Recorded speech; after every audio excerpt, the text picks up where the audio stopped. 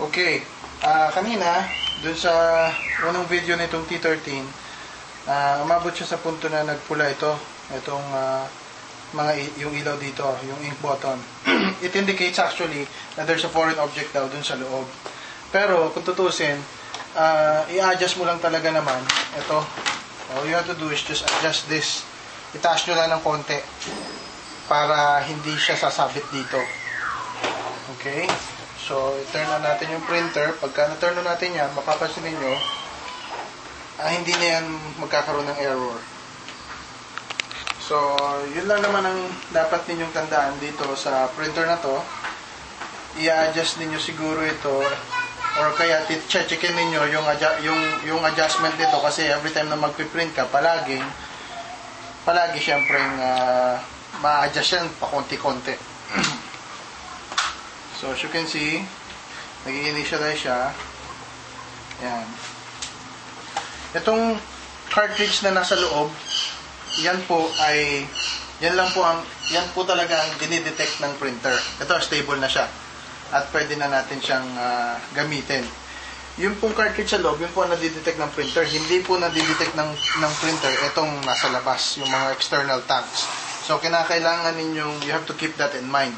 Abot sa punto na mauubos po yung cartridge doon sa loob. Pag naubos, pupula naman to, sasabihin niya out of ink. And then, pag pinindot mo yung pula, tatapat siya dito sa area na to. Kinakailangan i-reset mo yun. Dapat iangat mo, tapos sasalpak mo ulit. Paano po natin gagawin yan? Para lang ma-simulate siya, papatayin ko muna yung printer, tatanggalin ko sa saksakan. Okay, ngayon patay na siya.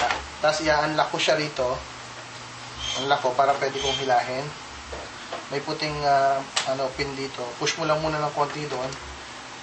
Pindutin mo lang ng konti yung puti na button doon. Yan. Silahin natin. So, simulation, pagka meron ditong nagpula siya at ink out na, pindutin mo lang ito. Isang pindot. Kung itim ang out, gagalaw po yan at tatapat automatic dito sa part na to. Yan. So, syempre, kinakailangan tanggalin natin to. Ang problem, magkakadikit silang lahat. So, kinakailangan po, either marunong kayong magtanggal nito. So, dali lang Either marunong kayong magtanggal nito. Ayan. Madali nyo tanggalin ng kuko ninyo, or gamitan nyo lang ng screw. Kasi lang yan parang nakadikit lang po siya dito.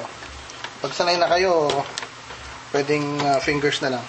So, once na natanggal na yan, dapat bukas pa rin, pwede nyo nang hilahin to. Yan.